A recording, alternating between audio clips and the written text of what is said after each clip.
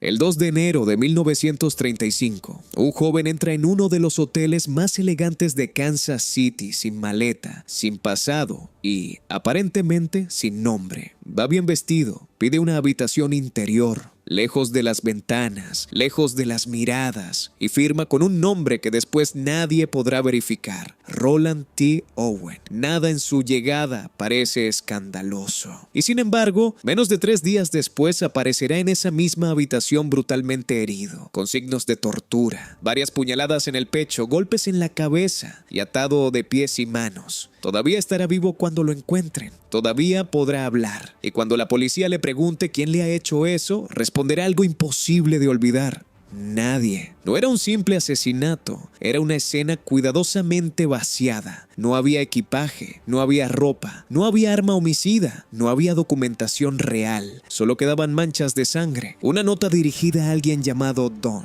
huellas que parecían pertenecer a una mujer y una cadena de testigos que cuanto más hablaban, más desconcertante volvía todo. Durante meses, luego años, la policía trató de poner nombre al muerto y rostro al asesino, pero cada respuesta abría nuevas preguntas. ¿Por qué alguien pagó su funeral de forma anónima? ¿Quién envió flores firmadas con un nombre falso? ¿Por qué su propia madre recibió cartas después de que él ya estuviera muerto?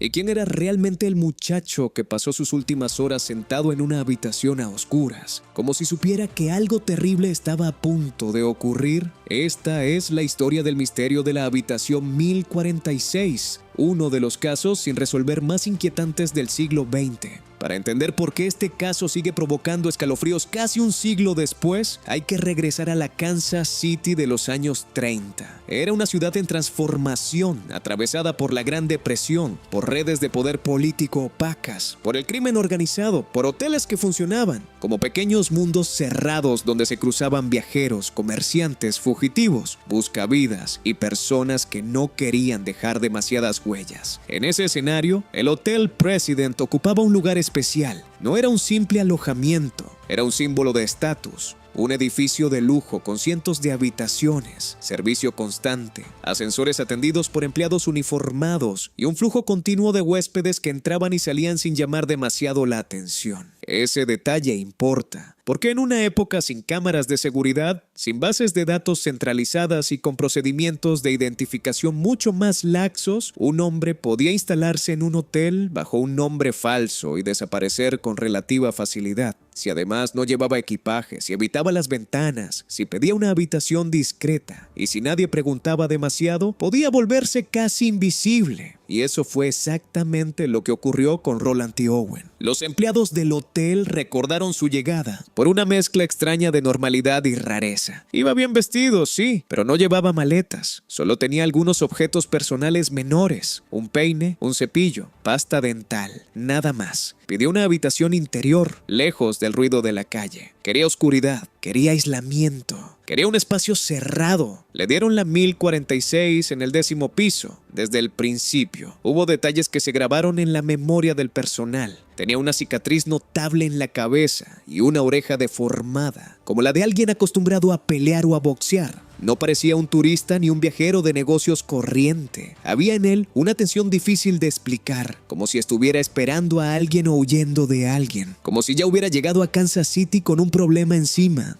La camarera que más veces entró en su habitación fue Mary Soptic. Gracias a su testimonio, hoy conocemos las horas previas al crimen con una precisión inquietante. La primera vez que lo vio, la habitación estaba casi completamente a oscuras, las cortinas cerradas, solo una lámpara encendida. Owen estaba allí, callado, inmóvil, en una postura rígida que ella nunca olvidaría. No parecía relajado, parecía alerta. Durante la limpieza le dijo que esperaba la visita de un amigo y pidió que la puerta quedara sin cerrar del todo. Más tarde, cuando Mary regresó, la escena era todavía más extraña. La habitación seguía en penumbra. Owen estaba tumbado sobre la cama, completamente vestido, mirando hacia arriba sin hablar, y sobre la mesa había una nota escrita a mano: Don, volveré en 15 minutos, espérame. Era una frase simple, pero en ese momento nadie imaginó que aquel nombre, Don, se convertiría en una de las piezas más obsesivas de todo el caso.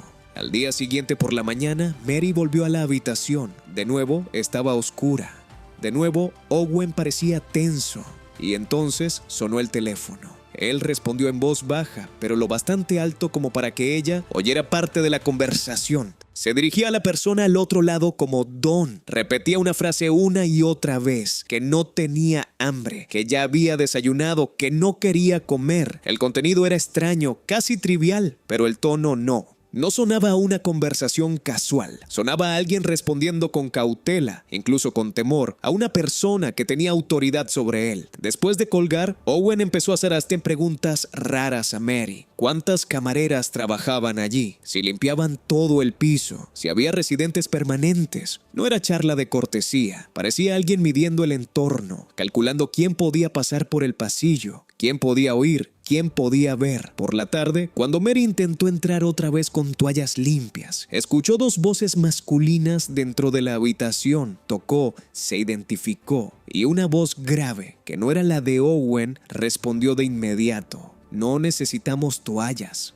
Ella insistió porque sabía que en la mañana se habían retirado todas. La misma voz repitió que no las necesitaban. La conversación fue breve, pero fundamental. Confirmaba que Owen no estaba solo. Había al menos otro hombre dentro. Tal vez Don, tal vez no. Aquella noche otros testigos aportarían piezas aún más inquietantes. Una huésped de una habitación cercana aseguró haber escuchado una discusión intensa entre un hombre y una mujer, con gritos, insultos y golpes, proveniente del 10º piso, posiblemente de la 1046. Poco después, el ascensorista del hotel recordaría haber llevado a una mujer joven, aparentemente una trabajadora sexual, a esa misma habitación. Según él, ella subió buscando a su cliente, pero regresó desconcertada porque nadie le abría. Más tarde volvió acompañada de otro hombre, volvió a merodear por el hotel y finalmente desapareció en la madrugada. Con cada testimonio, el caso se complicaba más. Ya no había solo un desconocido en una habitación oscura. Había un segundo hombre, una mujer aún sin identificar, una discusión nocturna, llamadas extrañas, una nota dirigida a Don y un huésped cada vez más nervioso. La mañana del 4 de enero es quizá la parte más perturbadora de toda la historia. A las 7 de la mañana, la operadora del hotel hizo la llamada de despertador a la habitación 1046. La línea estaba ocupada. Lo intentó de nuevo poco después, seguía ocupada. Avisaron a un empleado para que subiera. Llamó a la puerta. Desde dentro, una voz respondió algo confuso. Luego, según su relato, escuchó una frase extraña: «Enciende las luces», pero él no podía hacerlo desde fuera. Pensó que el huésped estaba ebrio o desorientado y se marchó. A las 8:30, otro empleado abrió con llave maestra. La habitación estaba completamente a oscuras. Sobre la cama distinguió el cuerpo de Owen, desnudo, tendido en una posición extraña. Parecía dormido. El teléfono estaba descolgado en el suelo. El empleado lo recogió, lo colocó en su sitio y se fue sin encender la luz. Vio manchas oscuras, pero asumió que era alcohol derramado. No sabía que estaba mirando sangre. No sabía que el hombre seguía vivo. Pasaron 2 horas más. A las 10:30, con la línea nuevamente descolgada, otro trabajador recibió la orden clara de entrar y revisar. Esta vez, sí encendieron la luz, y entonces apareció el verdadero horror. Owen estaba gravemente herido, apoyado de forma casi imposible, con sangre por la habitación, por la cama, por las paredes, por el baño. Tenía múltiples puñaladas, marcas de estrangulamiento, golpes brutales en la cabeza. En sus muñecas y tobillos había señales de haber estado atado. Aún así, seguía respirando. Lo trasladaron al hospital. Antes, la policía intentó interrogarlo. Le preguntaron quién le había hecho eso. Dijo que nadie, que se había golpeado con la bañera. Le preguntaron si él mismo se había causado las heridas. Negó con la cabeza. Después se apagó. Horas más tarde murió. Y ahí empezó el verdadero enigma. La investigación inicial fue un desastre fascinante, porque cada hallazgo parecía diseñado para frustrar cualquier conclusión sencilla. En la habitación no aparecieron sus pertenencias. Habían desaparecido la ropa, el abrigo, la ropa interior, cualquier objeto personal, incluso elementos del hotel como toallas y artículos de aseo. Era como si alguien hubiera limpiado la escena con paciencia, retirando todo lo que pudiera contener sangre, huellas o rastros de identidad. Pero la limpieza no fue perfecta, o quizá no pretendía serlo. Quedaron objetos extraños, un vaso roto, otro intacto, un cigarrillo sin encender, una horquilla, una botella con líquido corrosivo o limpiador. Y en el teléfono, según algunos reportes de la época, huellas pequeñas que no parecían corresponder a empleados varones. La policía pensó que podían pertenecer a una mujer. También estaba la nota para Don y, por supuesto, estaba el problema más grande de todos.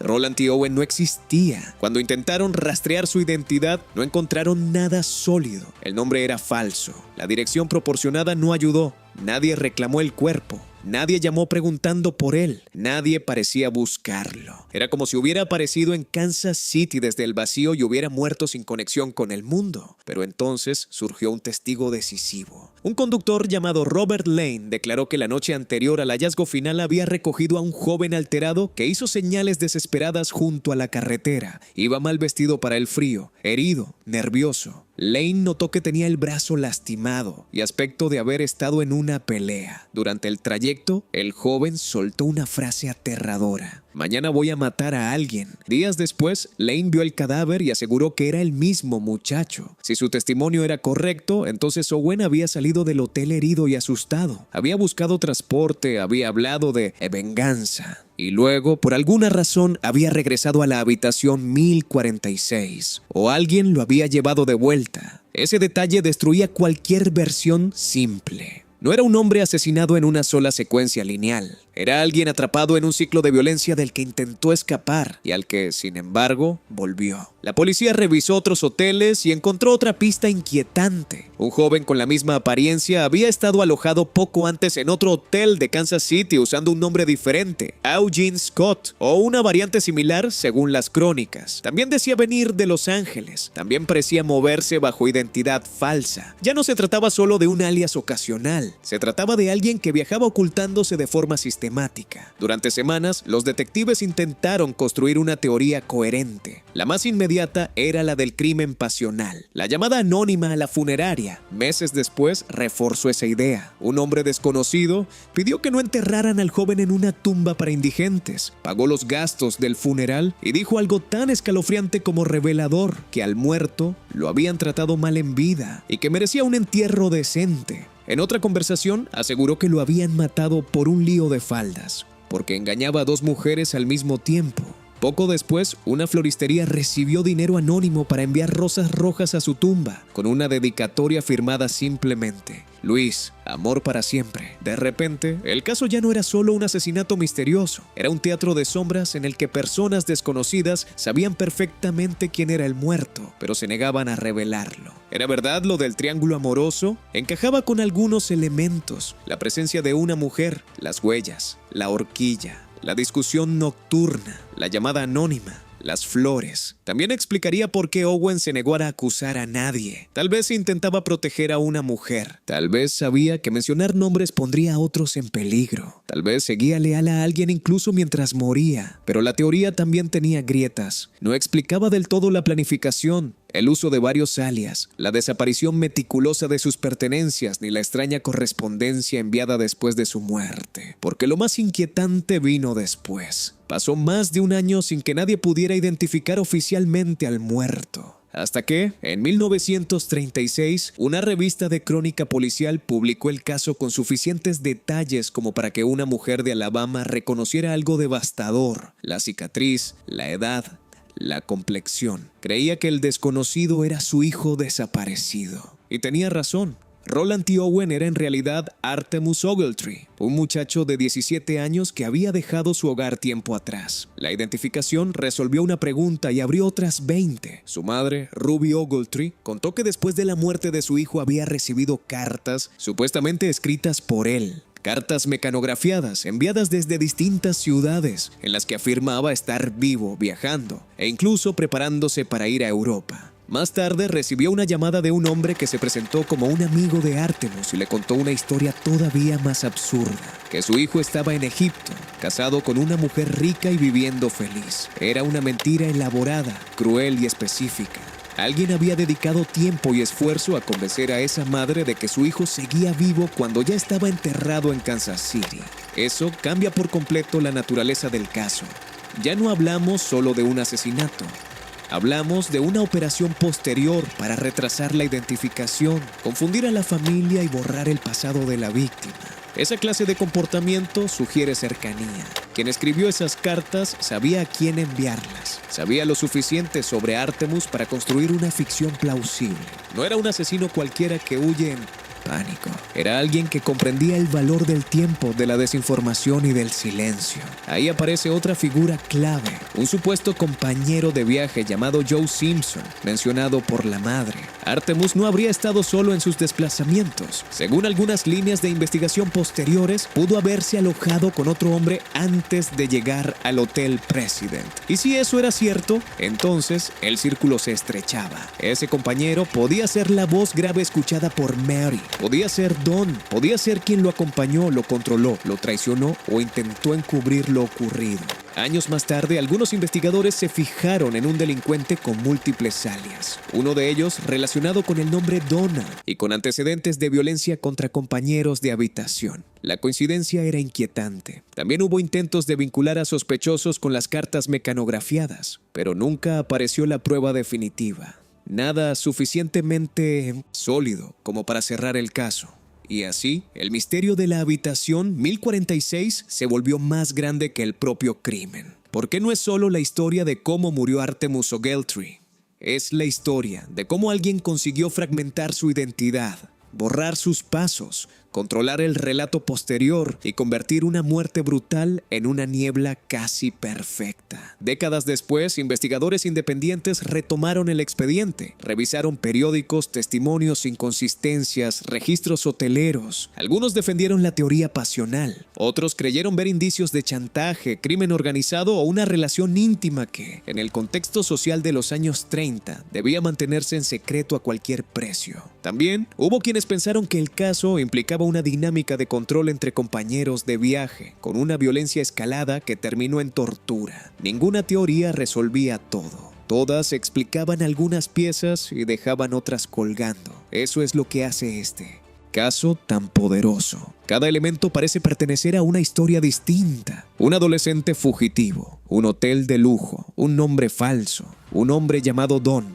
una mujer en la habitación, un asesinato brutal, una negativa final a delatar a su atacante, flores anónimas, cartas póstumas, una madre engañada, un funeral pagado por alguien que jamás dio la cara. Incluso la imagen final de Artemus sigue siendo cinematográfica y terrible. Un muchacho de 17 años en una habitación oscura, casi sin pertenencias, sentado entre sombras, esperando una visita, haciendo preguntas nerviosas, como si supiera que el peligro ya estaba dentro del cuarto con él. Ese es, quizá, el verdadero motivo por el que la habitación 1046 sigue obsesionando. No porque carezca de pistas, sino porque tiene demasiadas. No porque el crimen fuera simple, sino porque parece construido sobre capas de miedo, lealtad, manipulación y silencio. Cada persona alrededor de Artemus parece saber un poco más de lo que dijo. Cada gesto posterior, las flores, el dinero, las llamadas, sugiere remordimiento o culpa, o ambas cosas al mismo tiempo. Y ahí está su legado. El caso sobrevivió al hotel, a los periódicos que lo cubrieron, a los detectives originales y a los sospechosos de su tiempo. Se transformó en una leyenda criminal estadounidense porque conserva algo muy raro, una sensación de proximidad. No parece un misterio remoto, parece una verdad que estuvo a punto de revelarse varias veces y siempre se escapó en el último segundo. Hoy sabemos que Roland T. Owen nunca existió. Sabemos que el joven era Artemus Ogletree. Sabemos que no murió solo en sentido narrativo. Hubo otras personas en su órbita, personas que lo conocían, que manipularon su historia después de muerto y que tal vez observaron cómo el tiempo enterraba las respuestas. Pero no sabemos quién lo atacó. No sabemos por qué regresó al hotel si de verdad consiguió salir. No sabemos quién pagó el funeral. No, sabemos quién escribió las cartas. Y no sabemos quién era Don. Tal vez esa sea la pregunta que lo contiene todo. Porque si algún día pudiéramos ponerle rostro a Don, quizá el resto del rompecabezas encajaría por fin. O quizá no. Quizá descubriríamos que la habitación 1046 nunca fue el escenario de un solo secreto, sino de varios, superpuestos, irreconciliables. Y ahora te toca a ti mirar las piezas. ¿Fue un crimen pasional? ¿Un ajuste de cuentas? ¿Una traición entre compañeros? ¿O algo todavía más oscuro? Déjalo en los comentarios porque en casos como este, a veces una teoría olvidada puede iluminar lo que la historia dejó en sombras. Y si te interesan los misterios reales que siguen desafiando al tiempo, quédate cerca, porque hay historias que no terminan cuando cierran el expediente. Algunas apenas comienzan ahí.